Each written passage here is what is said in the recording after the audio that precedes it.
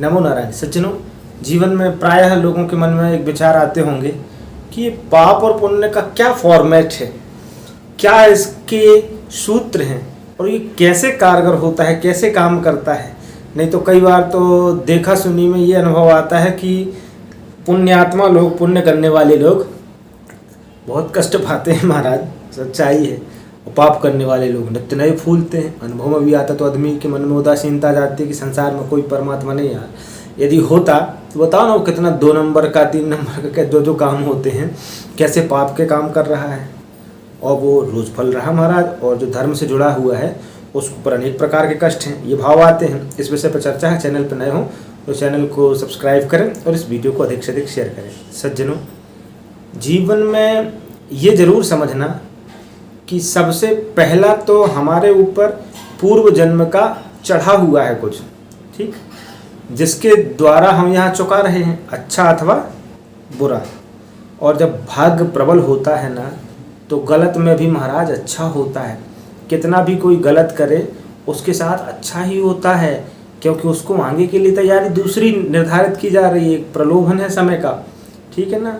और आध्यात्मिक यदि विषय समझें तो ईश्वर तो यहाँ, जैसे मान लो दुख मिल रहा है किसी को, ये कृपा समझें कि आपके पाप तो धीरे धीरे यहीं के यहीं कटते हुए जा रहे हैं। आपको बोध लगाने के लिए यहाँ बुद्धि मिल रही है। ऊपर बोध लगाने का कोई सिस्टम नहीं है महाराज। जब डंडा पड़ते हैं ना यमदूतों के, तो खड़े हो जाते हैं यमदूत सामने। काक कृष्णौ वक्रतुंडौ नखायुधौ, बड़े बड़े नाखून, बड़े बड़े काक कृष्णौ, काला कलूटा एकदम शरीर महाराज। जब सामने आते हैं इतने डंडा मारते हैं जीव को, तो वहाँ पुण्यात्मा जो होता है और जो पापात्मा होता है, दोनों में भेद होता है। यहाँ पर हमको थोड़ा सा भिन्न लगता है, पर हमारी आध्यात्मिक दृष्टि ये है कि यहाँ जो थोड़ा बहुत कष्ट मिलते हैं ना महाराज, ये तो ईश्वर के होने के वास्तविक संकेत यही है। क्योंकि स्मरण रहे, कष्ट में ही ईश्वर का सुमरन अधिक करते हैं लोग, ठीक है ना। सुख में तो भूले रहते हैं, सुमरन उतना हो नहीं पाता। राग वही जो में राम बसे और ध्यान वही जो धनी के धरे को। राग अनुराग वो हो जिसमें राम बसता हो, ध्यान वो होता है महाराज जो धनी होता है।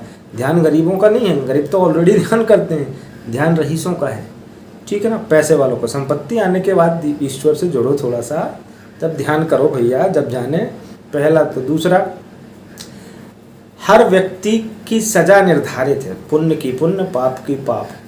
और यहाँ कुछ भाग्य प्रबल रहता है, तो जितने आज फेमस हैं, जितने चमक रहे हो, जितने सबका भाग्य प्रबल है महाराज।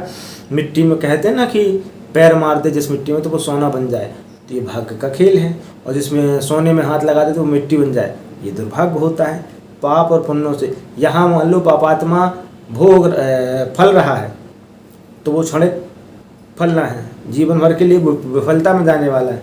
और पुण्यात्मा यहाँ विफलता में जा रहा है, कष्ट पा रहा है, तो उसकी भी क्षणिक विफलता है। 2 सिद्धांत, 2 पहलू हैं, ठीक है ना, अच्छा और बुरा।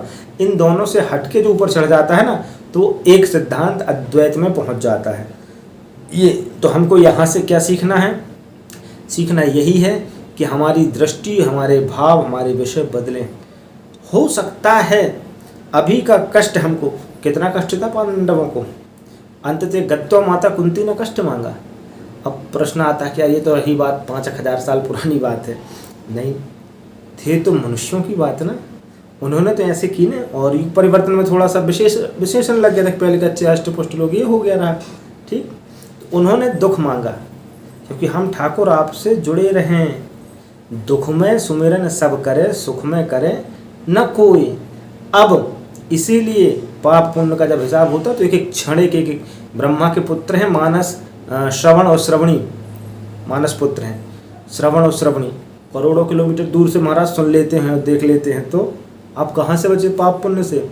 मुख में राम बगल में छुरी, नफरतों के शहर में चलाकियों के डेरे हैं। यहाँ वो लोग रहते हैं जो तेरे मुंह पर तेरे हो, मेरे मुंह पे मेरे। तुम ऐसे बीच में कहाँ किससे आकांक्षा रखोगे? नहीं, हमको हमारा पुण्य करना है, हमको हमारा कर्म करना है, इतनी सी ही बात होती है। और पुण्यात्मा तो यहाँ कष्ट पाएगा ही पाएगा। रामकृष्ण परमहंस के गले में फोड़ा था, जिनको साक्षात्कार हुआ। अब इससे बड़ा पुण्यात्मा क्या है जिसने साक्षात्कार कर लिया? विचारणीय विषय होते हैं। अब हमको तो उतनी तकलीफ है नहीं, ना उतना कोई कष्ट है, इसके बाद भी हम समझें कि हमको ईश्वर कष्ट दे रहा है, ये कर रहा है, वो तो निर्विकार है भैया, न्यूट्रल तत्व है, कष्ट और प्रसन्नता से परे है। तो हम अपने कर्मों और अपने मन से, मन का दुख रहता है सबसे बड़ा, इसलिए भगवान को इस पर समर्पित करो, जो चल रहा है चलने दो बढ़िया, और भगवान का चिंतन करते रहो। बात अच्छी लगती है चैनल को सब्सक्राइब करें, इस वीडियो को अधिक से अधिक शेयर करें। नमो नारायण।